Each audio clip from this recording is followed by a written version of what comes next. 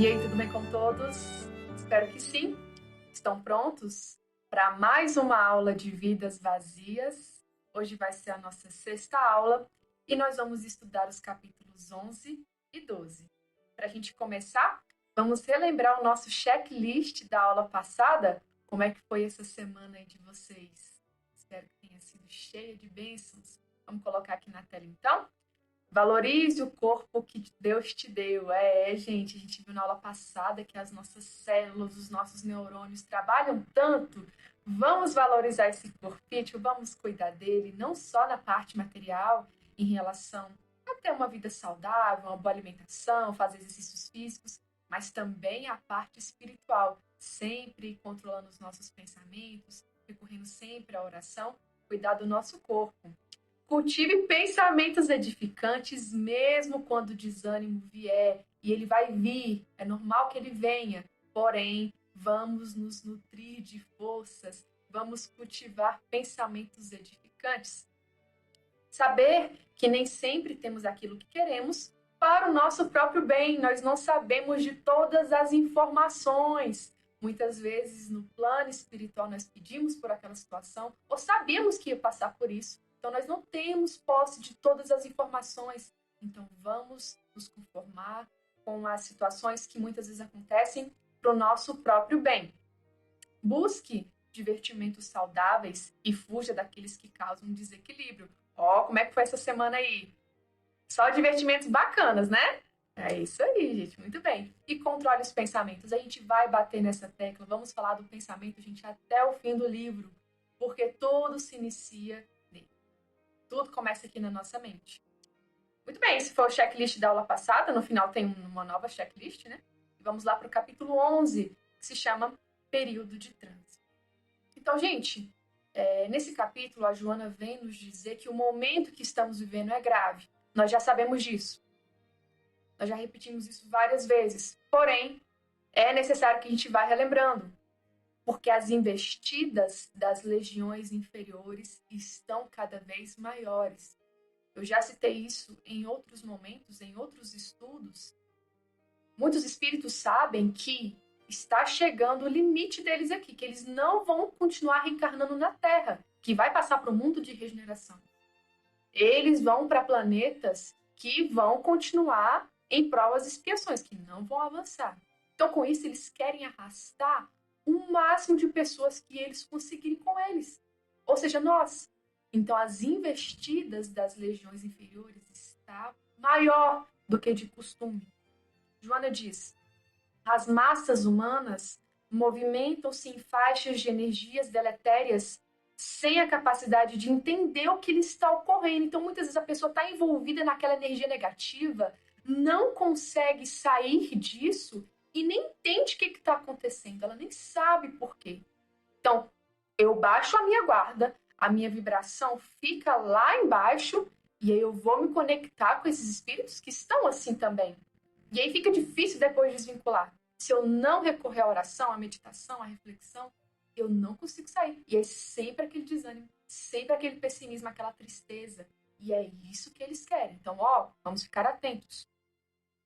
Arrebatados pelas forças hipnóticas, vivem situações asselvajadas para atenderem falsas necessidades orgânicas. Então, muitas vezes eu estou nessa aflição, estou nessa angústia, estou com um vazio, quero preencher esse vazio e aí eu vou buscar situações asselvajadas, coisas desequilibradas, no vício, no sexo desequilibrado, enfim. Preencher esse vazio com isso, muitas vezes por intuição desses irmãos, desses obsessores. E, gente, são falsas necessidades orgânicas. Eu fico com a impressão, não, se eu não for lá e me nutrir desse vício, se eu não for lá e beber, fumar, enfim, eu não vou aguentar, vou enlouquecer. Então, eu preciso disso. Gente, são falsas necessidades orgânicas. E quando a gente está lá, naquela atitude, naquele vício, podem ter certeza que vários irmãos estão ali se nutrindo das nossas energias que são deletérias. O predomínio da natureza animal sobre a espiritual do ser tornou-o brutamonte.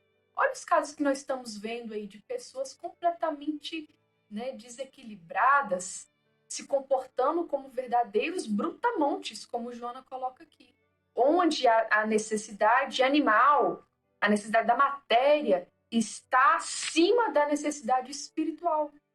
E essas necessidades materiais são tão rápidas. Gente, o efeito passa tão rápido, né? Seja, como eu já falei, num vício ou numa atitude de violência. Enfim, passa tão rápido. E essas necessidades espirituais que são para sempre, muitas vezes a gente está deixando de lado. Esses comportamentos que muitas vezes se iniciam no pensamento, vamos sempre falar disso, muitas vezes se iniciam no pensamento, então estou pensando ali, poxa, quando chegar aquele dia eu vou fazer aquilo ali, né? Uma situação que traz algum desequilíbrio. E aquilo ali vai criando forma, vai criando força. Então, os nossos pensamentos, gente, o desequilíbrio ele não começa na atitude. Não é. Ah, eu tô aqui super na paz de Deus e aí tomo uma atitude desequilibrada. Não é assim. Não funciona assim. Começa aqui. Então, esses comportamentos se iniciam no nosso pensamento e muitas vezes se transformam em quê? Em vírus e bactérias que infestam os organismos que estão em desarmonia. Sim, ataca realmente o nosso corpo físico. Pensamentos desequilibrados se transformam em verdadeiras larvas mentais. Olha o que um pensamento desequilibrado pode causar. Olha só. No livro Os Mensageiros, de André Luiz, ele presencia uma situação que condiz muito com isso que a gente está debatendo aqui, sobre esses pensamentos que formam vírus e bactérias. E aqui no nosso canal tem o curso completo de mensageiros. E eu vou trazer para vocês agora um momento nesse curso que eu falo, que eu cito esse caso de André Luiz. Então, com vocês, eu mesma. Vamos ao último capítulo 40, Rumo ao Campo. Então, André, Vicente e Aniceto tinham trabalhado por toda a madrugada. E aí, o dia amanheceu e eles estavam precisando de um pouco de repouso. Então, Aniceto resolve levar os dois até o campo para renovar as energias mesmo, né? E aí eles vão volitando. E no caminho, André observa, além dos encarnados e desencarnados, carros, prédios, ele observa umas manchas escuras. Várias manchas escuras, na verdade, pairando assim na cabeça das pessoas. E aí Aniceto esclarece que eram bactérias de ordem inferior, emitidas, oriundas do próprio pensamento do homem. Os nossos pensamentos ruins, eles criam vida. É como se fosse a flora microbiana. Criam vida, criam bactérias de ordem inferior. O meu pensamento negativo forma isso. Aí o pensamento do vizinho forma isso também e elas se juntam pela lei de afinidade, formando grandes massas, nuvens de larva mental inferior. Vocês acreditam nisso? E o que faz isso? Gente, causa doença. Causa doença. Doenças graves que enfraquecem o corpo e enfraquecem a alma também. E o Aniceto diz, olha, se não fosse as bênçãos do sol, do solo e das plantas agindo assim em conjunto, não existia um homem encarnado aqui na Terra. Não tinha. Porque elas já tinham se juntado de uma maneira que elas iam dizimar a humanidade com doenças. O sol abençoado. Gente, quando eu li isso aí a primeira vez, eu ficava meia hora no sol. Muito bem. Estão aí as explicações, né, minhas. E, gente, esse livro é fantástico, né? Essa saga André Luiz, eu ainda vou fazer ela todinha nos vídeos e vou deixar aqui para vocês. Já dei ela de forma presencial 2 vezes. Mas aqui no YouTube só tem nosso lar e os mensageiros. Mas eu vou arranjar um tempo de deixar ela completa, porque as histórias são incríveis. Na minha opinião, não tem saga como essa que André Luiz nos deixou. Então, gente, o pensamento é força criadora. E a cada momento, gente, novas propostas de desequilíbrio são sugeridas por esses irmãos que ainda estão numa faixa inferior. Então, a gente precisa se blindar, né? É andar com o evangelho debaixo do braço para que a gente não caia aí nessa teia. Há um vazio existencial, já falei isso, que o gozo material não pode preencher porque é de breve duração. Então, se a gente baixa a guarda, entra nessa faixa vibratória, tenta preencher o vazio com essas questões materiais, esses vícios, gente, vai ser bom durante aquele período ali, depois o vazio vai ficar mais fundo e eu preciso mais para preencher mais, e vai ser bom durante aquele tempo, depois acaba de novo. Isso aí, ó, se torna um ciclo. É difícil sair. Nós que já temos conhecimentos dessas verdades espirituais, porque estamos aqui estudando juntos, nós devemos agir diferente. Depois, como a gente negar que não sabia. Eu não sabia. Camila, então é pior saber, né? Não, de forma alguma. A verdade, ela vai nos libertar. Então, nossa vida, muitas vezes, vai se apresentar de maneira angustiosa, né? Porque nós somos espíritas ou estudiosos, né, da doutrina espírita, que a nossa vida vai ser sempre em paz e tranquila, ou a gente vai estar, assim, sempre zen. Gente, a realidade não é assim. As angústias vão aparecer, mas a gente não pode se entregar para esse sentimento, para esse vazio, o que seja. Nós não temos nada a temer, porque a angústia, Joana nos diz, de alguma forma, é necessária para o processo de evolução. A gente tem que aprender, né? Muitas vezes é essa maneira, com angústia, com dor, com sofrimento, que aí a gente consegue atingir a plenitude. Muitas vezes não seremos compreendidos, ou outras vezes seremos taxados de muito certinhos, de caretas. Mas, gente, isso aí nada tem importância. Nós continuamos ali com o nosso objetivo, agindo da maneira correta. Nós não podemos entrar nesse processo de loucura que os nossos irmãos desequilibrados estão, né? Porque se a gente, né, acaba ali baixando a guarda, a gente entra nesse processo de loucura e sai ali completamente do nosso eixo, piora as coisas.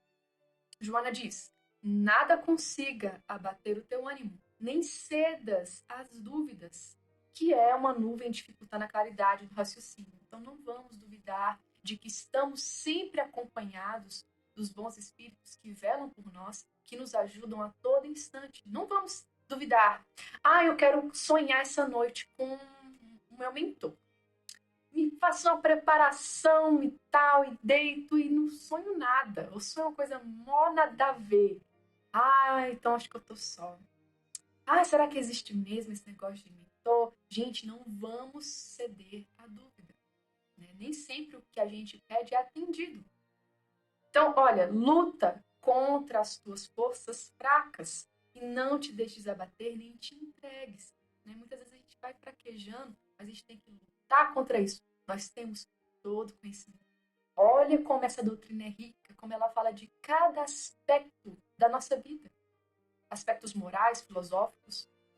Nós temos todo o conhecimento. Nós sabemos todas as ferramentas. Basta a gente ir à luta. Basta a gente praticar. Esse é o capítulo 11. Vamos ao capítulo 12. Recorre à oração. Gente, falando aí das ferramentas que nós temos ao nosso alcance para atingir essa plenitude que Joana sempre fala. Nada como a oração. Gente, é a ferramenta mais importante que nós temos para nos conectar com o Pai. Ela está ao alcance de qualquer um. Em qualquer lugar, qualquer momento. Gente, não importa. Qualquer lugar você pode orar. Em qualquer momento do seu dia. E isso precisa ser uma ação recorrente. Não pode ser uma coisa ali, não. Vou deixar para orar à noite. Que é o horário que eu costumo orar. Não. Tem que ser ali, gente, o tempo todo. É a nossa conversa com Deus. Ela é o nosso alimento espiritual. Sabe quem fala muito bem disso? É o Geraldo Campetti. E eu vou trazer aqui agora um vídeo dele falando justamente isso. Então, com vocês, o Geraldo Campetti. Sabe, Maurício, a prece eu costumo comparar a prece como se fosse um alimento. Assim como a gente tem um alimento material, aliás, a gente se alimenta várias vezes ao dia, não é? É o café da manhã, é um almoço, são os lanches, né? O jantar, enfim, um chazinho, né? A gente também tem que utilizar o recurso da prece como uma espécie de alimento espiritual. E uma boa forma da gente, né, se lembrar, assim, de eu orar, né, de eu não esquecer da prece, da sua importância, é toda vez que eu vou me alimentar, materialmente falando, eu também me alimento espiritualmente, agradecendo a oportunidade desse alimento, agradecendo a vida, louvando a Deus, pedindo também uma ajuda que eu tenha necessidade. Então, a prece é esse recurso valioso que está à nossa disposição como uma espécie de mecanismo de contato com o plano superior. Uma fórmula, digamos assim, que a gente possa utilizar sem nenhum ritual, mas que nos dê condições da gente se aproximar desses nossos amigos que nos acompanham, que nos assistem, que querem o nosso bem. Muito bem. Excelentes explicações do Geraldo. E a Joana vai nos dizer o seguinte: por equívoco de alguns crentes desprevenidos, a oração é apenas conhecida como uma reserva de forças para momentos especiais. Como consequência, se lhe ocorre ao auxílio somente quando as circunstâncias parecem conspirar contra os anseios de bem-estar e outras ambições humanas. Nesses casos, esperam-se ocorrências milagrosas, como se o ato de orar merecesse resposta imediata da divindade, atendendo súplicas de urgência.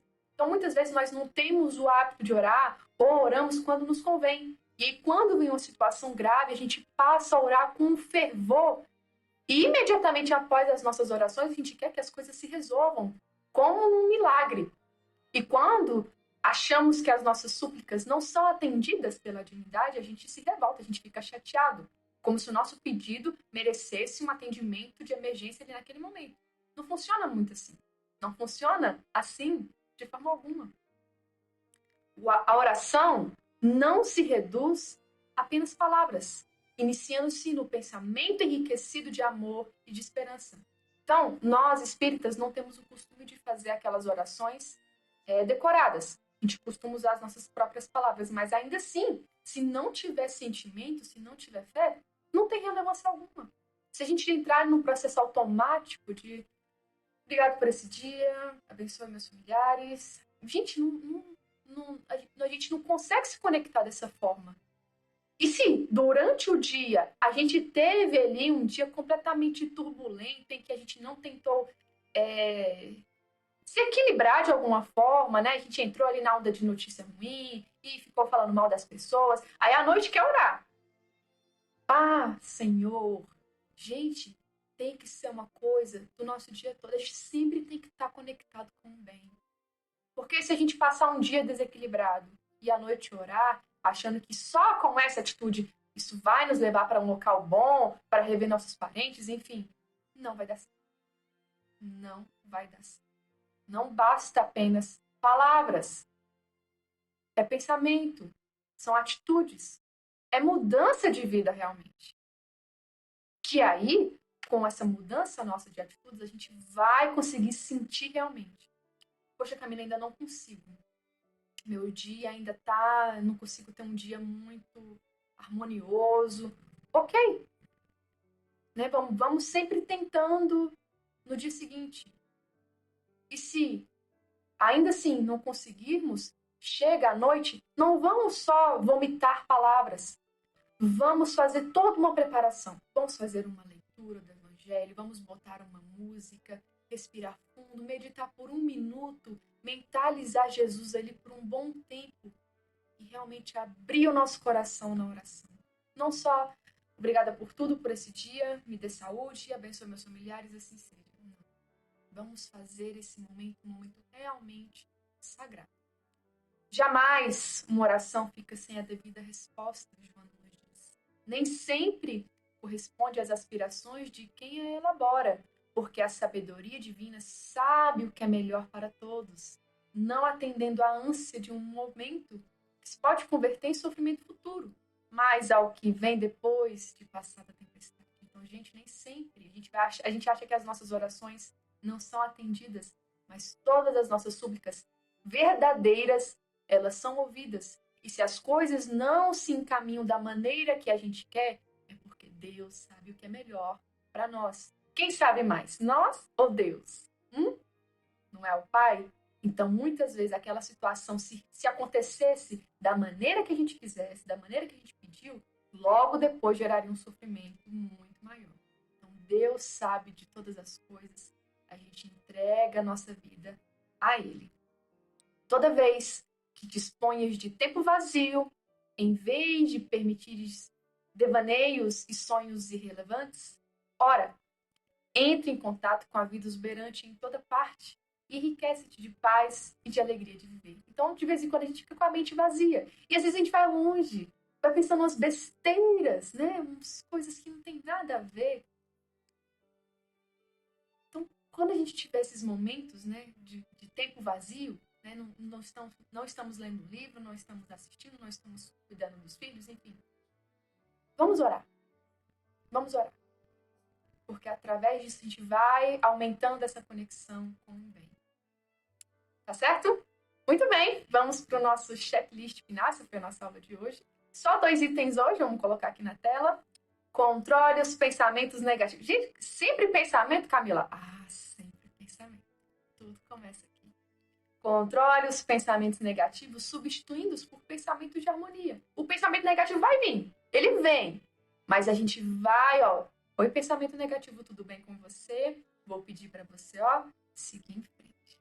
E a gente substitui por um pensamento de harmonia. É simples assim? Gente, é simples assim, mamão com açúcar. E 2, redobre as orações e se conecte com Deus em todo lugar. Não vamos esperar só o período da manhã ou da noite. É o tempo todo, é o dia todo. Senhor, obrigado por essa chance. E se conectar com Deus cada vez mais. Vamos fazer esses exercícios. Combinado? Essa foi a nossa aula de hoje. Espero que vocês tenham gostado. Qualquer dúvida, estou à disposição. Meu e-mail está aqui na descrição do vídeo. E até a próxima, se Deus quiser.